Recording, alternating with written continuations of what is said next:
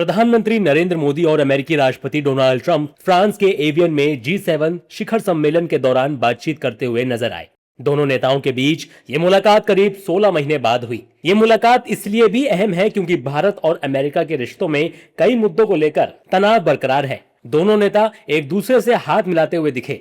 प्रधानमंत्री मोदी और अमेरिकी राष्ट्रपति Donald Trump G7 outreach session में भी साथ साथ बैठे दिखे। जानकारी के मुताबिक दोनों नेता 17 जून की शाम ट्रेड डील पर चर्चा कर सकते हैं। जानकारी के मुताबिक भारत अमेरिका के बीच टैरिफ, निवेश और रणनीतिक साझेदारी से जुड़े मुद्दों पर चर्चा हो सकती है।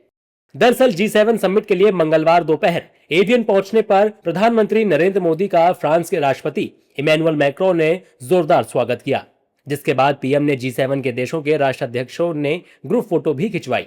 इस दौरान Modi, Trump, German chancellor Friedrich Merz, British PM Keir Starmer, Canada के पीएम मार्क कार्नी और इटली की प्रधानमंत्री जॉर्जिया मेलोनी से बातचीत करते दिखाई दिए।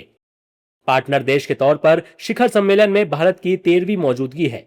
साथ ही ये 17वीं बार है जब पीएम मोदी इस ग्लोबल फोरम में हिस्सा ले रहे हैं। लेकिन क्या आपको पता है कि भारत G7 का सदस्य नहीं है, फिर भी कई अरसों से भारत G7 समिट में शामिल होता आ रहा है। दरअसल G7 का सदस्य न होने के बावजूद भारत को बतौर गेस्ट नेशन के तौर पर बुलाया जाता है। भारत दुनिया की प्रमुख अर्थव्यवस्था है और महत्वपूर्ण वैश्विक भूमिका के कारण उसे बुलाया जाता है। आमतौर पर भारत के प्रधानमंत्री को समिट का न्योता मिलता है। अब सवाल यह कि G7 समिट क्या है? दरअसल G7 समिट में एक तय एजेंडे पर बातचीत के लिए हर साल G7 समिट होती है, जिसका आयोजन G7 का अध्यक्ष देश करता है और G7 के सभी 7 देश बारी बारी से इसकी अध्यक्षता करते हैं।